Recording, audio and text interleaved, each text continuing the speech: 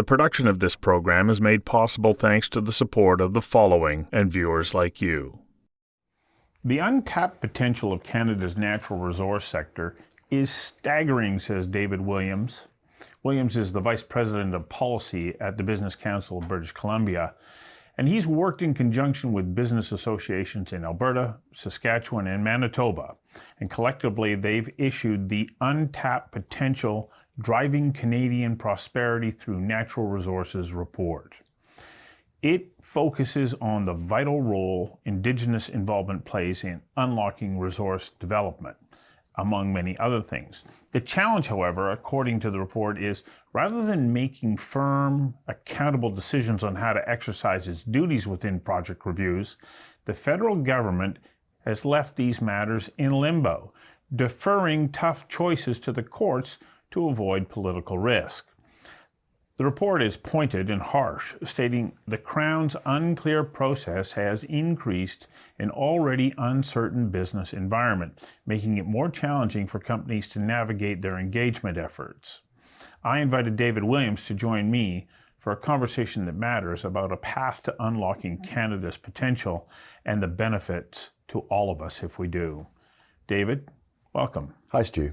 Thanks for having me. The natural resources sector really is our bread and butter, isn't it? We want to believe that we can diversify and become manufacturers and so on and have value add, but that's not where our strength is. Our strength is natural resources writ large. We are the second largest country on earth, and we have vast natural resources. If only we could tap them. That's the key. When I talk about right? Yeah, and that's really the purpose of the report. And when I talk about natural resources, we're talking about agriculture, aquaculture, which is the farming of fish. We're talking about forestry. We're talking about mining, quarrying, and energy. But we're also talking about other downstream industries. Those are primary industries, and I should have added utilities as well. But we're also talking about downstream industries that rely extensively on natural resource inputs from those primary sectors. We're talking about like the manufacturing of food, forestry products, paper and pulp, chemicals, metals, and petroleum and coal products, and also pipeline transportation. All of that writ large, if you add it all together, that's about 17% of Canada's economy.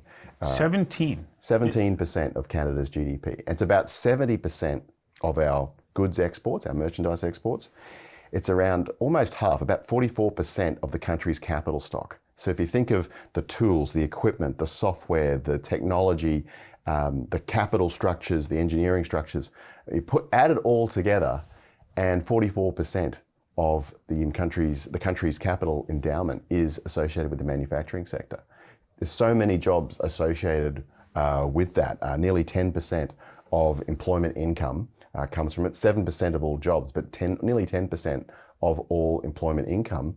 And that's because the average wage for workers in those sectors is $102,000 per year.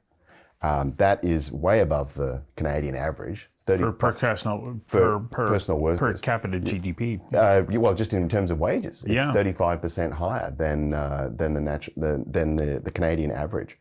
And that's where we're at right now. Yeah. But we are still lagging. So you say talking about unlocking the potential by taking the reins off of natural resource development. We're at 17% now. Where can the contribution grow to? Well, it can grow.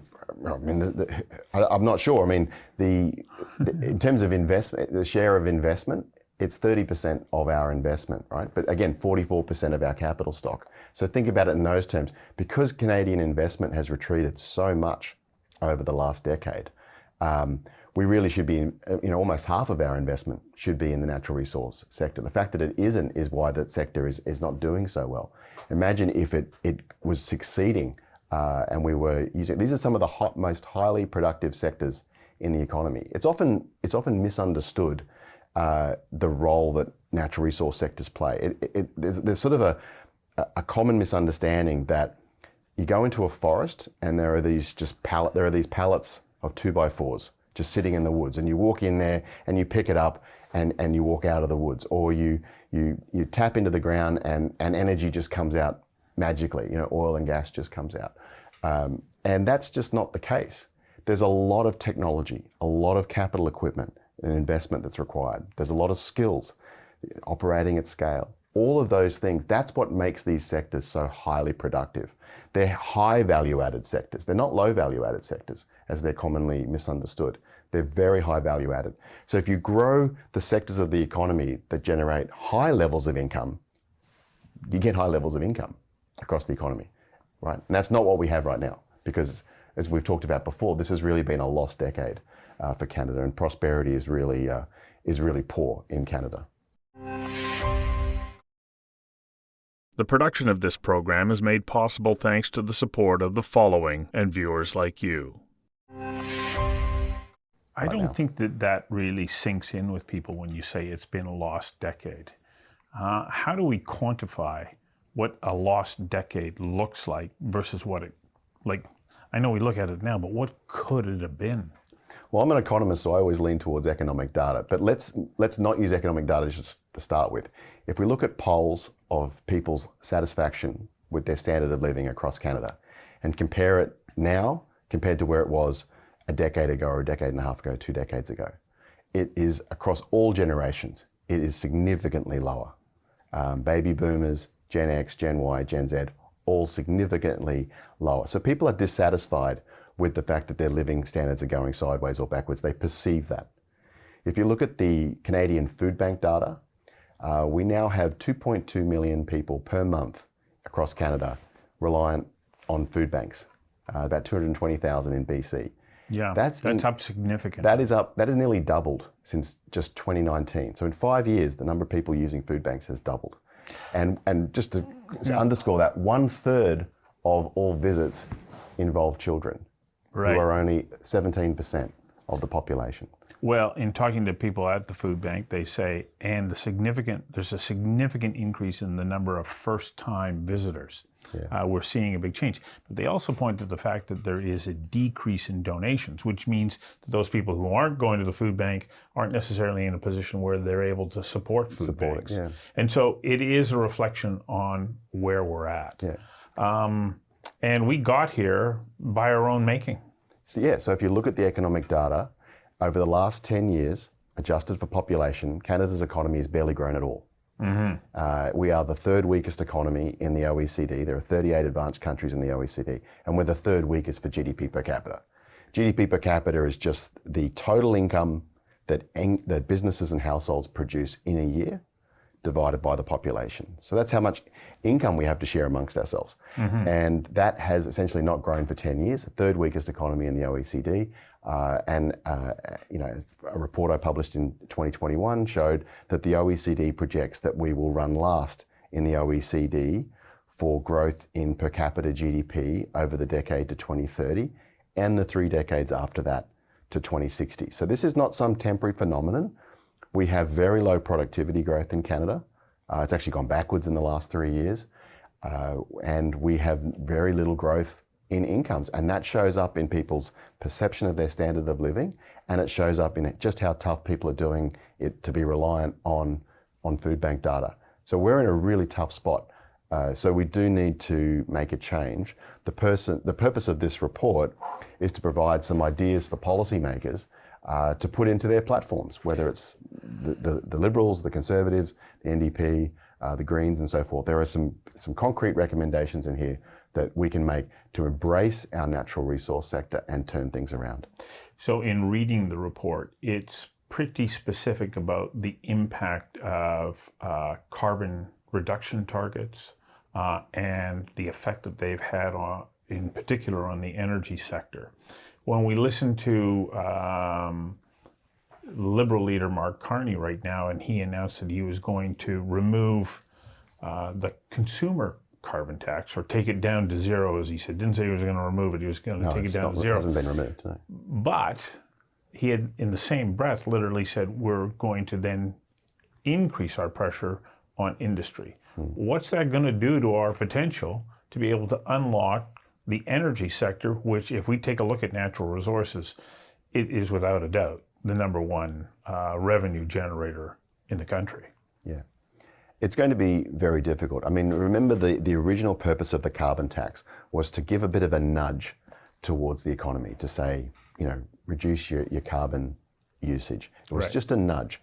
But the quid pro quo was that you would reduce your taxes for personal taxes and corporate taxes, which are very inefficient. They cost you a lot of economic activity to generate that revenue, and that those taxes would come down as the carbon tax went up, leaving the tax mix changed, but the total revenue unchanged.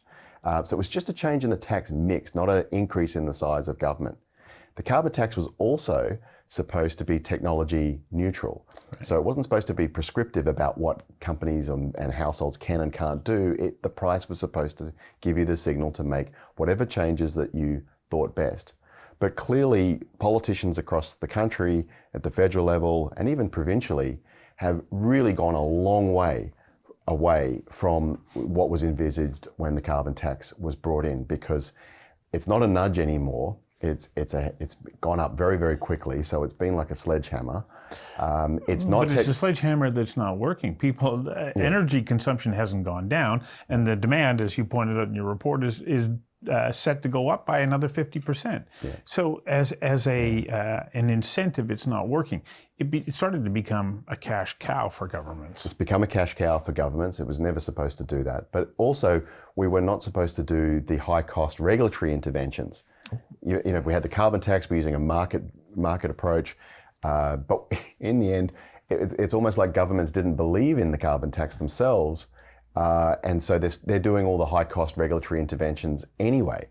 So the public has sort of come around to the view that, well, if you don't believe in, the efficacy of the carbon tax, why should we? And I think that's why public support for it has really gone away.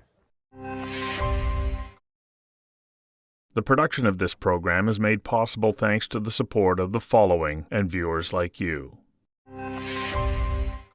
But coming back to Liberal leader Carney and his position, the carbon tax is not going to go away on industrial emitters. And if we take a look, coming back once again to the energy sector, which is so vitally important for so many other elements of Canadian society, how are we then going to be able to attract the investment that we need to be able to, well, not to use a pun here, but to fuel that sector? It's going to be very difficult because if you think about a company that faces costs and taxes, well, what's going to happen? Well, in the short term, they'll absorb it on their margins, but only in the short term. They will try to pass that on to consumers. But if you're an exporter, you're selling at the international price. So you don't get to choose what the price is. So you can't pass it on to customers. So what do? Well, you downsize, you go out of business. That's what happens. We just do less. And that's some of the policies that we've pursued over the last decade, like the federal government has proposed a federal emissions cap on the oil and gas sector, and the Parliamentary Budget Office has come out and said this is essentially a production cap, and that's what the industry has said. So, what's the point of sending these price signals, via the carbon tax to industry when at the same time you're still going to intervene? Using these high-cost regulatory interventions. So there's been this push to really advance our carbon capture technology and advantages, specifically in Alberta. But I just read the other day that the Pathways Coalition in Alberta has said we're stepping back from that. Once again, because it comes back to what's in your report. The rules are unclear, the tax regime is unclear, and there's an unwillingness by governments to step up and say, we're going to support these sectors. So the sector backs away. Yeah. Well, let's think about I always come back to productivity, labor productivity, how much you can produce with what you have as a country in terms of your workers. You can produce a lot more when you're investing, when you're innovating, when you're scaling. But to do that, you have to have clear rules of the game. Companies need certainty about the market environment in which they operate. And while ever governments are going to keep intervening in markets, that uncertainty is going to chase investment away. So many people, and I'm one who advocates for this, is for the vital role that First Nations can play in unlocking the potential of the Canadian economy. And you go, yeah, they actually have that capacity, because so much of what we want to even consider doing in Canada falls within First Nations territories. And there's a willingness by the vast majority of First Nations to say, yeah, we want to be involved. Yeah. And yet the federal government is unclear in its regulatory environment to be able to come out and say, okay, this is how you can do it, this is how you can get it done, this is how we can move forward. Well, courts have made very clear through multiple decisions that the Crown has the duty to consult. Absolutely. Absolutely. Yeah. But companies need to know what that looks like. And one of the criticisms that's made in the report is that the federal government hasn't stepped up and clarified what that looks like. And so it creates a bit of a vacuum, a bit of uncertainty. Companies move forward, but they're not sure what sort of environment they're working into. So some of the recommendations that we make in the report is that we should clarify from the Crown, what is the process to fulfill the duty to consult? What does that look like? We propose having a Indigenous consultation office that amalgamates all these consultation processes, so there's a clear system to categorize projects, to say, well, this type of project, this is the type of consultation model that you need to adopt. And then companies can move forward and know what the process is. I mean, uncertainty just kills investment. Everybody wants to put on pause. And then, whether you're Indigenous or non-Indigenous, you're not getting the economic benefits that would otherwise flow from these projects.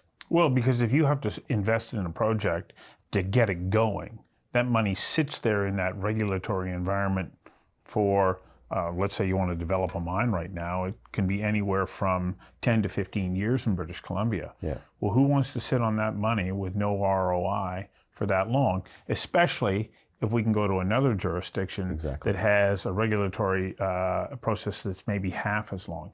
And that is where we're at right now. We are losing that investment to other countries. That's right. And that's all helps to explain why our standard of living has not really progressed in the last 10 years, because we haven't tackled these important questions about how do we move forward together with full participation from Indigenous peoples as well, to share in the benefits.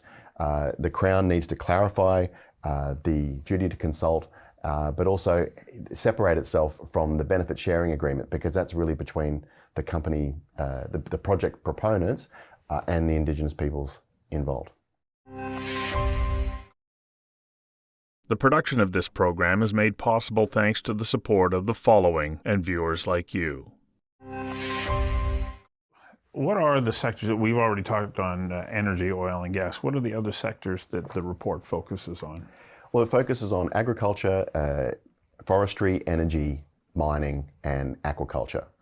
Aquaculture, why aquaculture? Like the others I go, yeah, I can see those are national interests, but what is it about aquaculture? Well, it's a big part of BC's economy. It's about $2 billion of GDP across the country, but about 44% of that is located in BC. And it's the farming of fish. Right. And it generates a lot of high-income jobs in coastal communities. There's about 3,000 businesses across Canada that are involved in the supply chain, whether that's the feed and the transport as well, and they depend on these major aquaculture producers. There was a scientific report in 2020 that said that marine net pen fishing was not harmful to salmon. That report was largely ignored by the federal government, who went ahead and put a ban on farm fishing, and we have to move to this closed containment system by 2029. Which and that's all the science says doesn't work. Well, it's not commercially proven. So you've got this technology that's being dictated by the federal government. It's not practical, it's not scientific, and it's not commercially viable. So there's all sorts of challenges with maintaining purity within the water so that you're not attracting disease. Yeah. So one of the sections of the report deals with this and proposes, one, reverse the federal ban and allow work with industry to have industry-led solutions to the scientific issues that you're talking about, rather than mandating it from bureaucrats in Ottawa. The second thing we suggested is to amend the Fisheries Act to allow longer licenses. Currently, you're only allowed to have a fishing license, a license in this area for 9 years. But the equipment that you need to invest in lasts a lot longer than 9 years. Well, and you need a much longer return on that investment to justify the initial investment. Exactly. So then the investment doesn't happen and nobody wins. So why not move to the Norwegian model of having lifetime licenses, so that as long as you're compliant with industry standards, the regulatory standards, then you maintain your license. Another suggestion is to introduce research and development licenses, and then you'd have, at a fixed price, you'd be allowed to convert that to a regular license. So the R&D license might be for 15 years to allow multiple production cycles, and then you would shift over to a regular license at a price that was agreed at the start. And the last point is that we do have some disparity, pretty wide disparity, between the funding of East Coast marine infrastructure for harbours versus the West Coast. And just because we're a long way from Ottawa, we don't think that we should have any less funding for marine infrastructure on the coast. One last sector that I wouldn't mind touching on before we run out of time, and that is forestry. If you take a look at what's happened to forestry in British Columbia, it traditionally, or in my lifetime, had been the #1 industry. It is falling to the point where companies that are some of the world's largest, that were founded here, aren't expanding their operations in British Columbia. Yeah. They're contracting them. They're investing elsewhere. And a lot of time, that's not even in Canada. That's right. And the challenges that we're seeing in forestry apply to other industries. Right now, Donald Trump is coming for our industrial base. He's saying to companies, don't bother basing yourself in Canada, base and build your operations south of the border.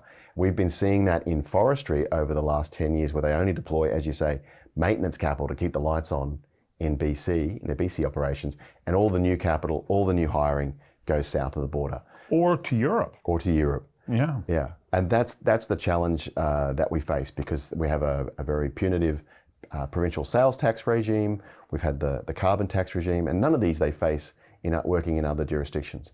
We have high cost regulatory interventions. We have very high personal income tax rates. So if you're basing your senior staff here, it becomes prohibitive. We just haven't made ourselves an attractive environment. Well, maybe it's going to hurt a bit, and we're going to force ourselves to get back into the game, because I tend to look at what we've done as being a self-inflicted wound. I'm really optimistic. The next 2 years are going to be really, really tough. But beyond that, I'm actually really optimistic about the medium term and the long term in Canada and BC, because I think we've finally reached a point where we do care about our economic sovereignty. We're not a post-national state, as our former Prime Minister said that. We do care about our natural resources, because that's part of Canada. That's who Canada is. And caring about that stuff matters. And I think it's putting us in a position where we're going to turn the corner. Well, on that optimistic note, I have to say thank you for your time. Thank you, Stu.